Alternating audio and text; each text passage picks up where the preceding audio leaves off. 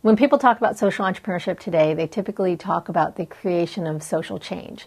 And what we at University of Michigan like to add to that definition is the idea of sustainability, so the idea of a sustainable social change. This past May, I went with a team of 5 Blue Lab engineers to Hagley Gap, Jamaica. We were working with Blue Mountain Project, which is a nonprofit organization there. We're part of Blue Lab, which is a student-run group that works to promote sustainable development. It stands for Better Living Using Engineering.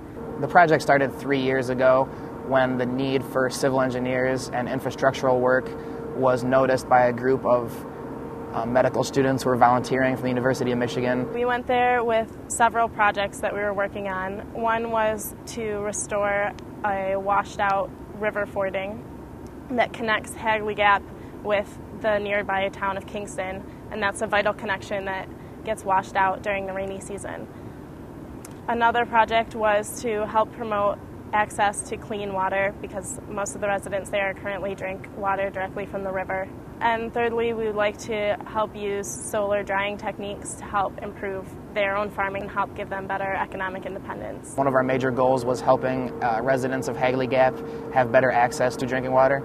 They currently only get their water from a spring that's high up in the mountain. There's some heavy metals and some other things in it, including bacteria and viruses. Our first task was to install a water filtration system in the local clinic. People there have been using the river water, which had a lot of pesticides and bacteria.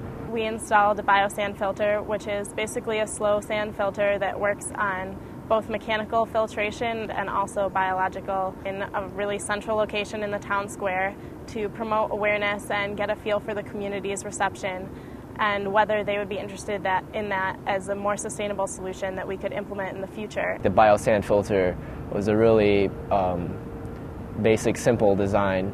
We didn't really need a lot of 400-level engineering to do the work we did. Today's generations of students are extremely interested in social change.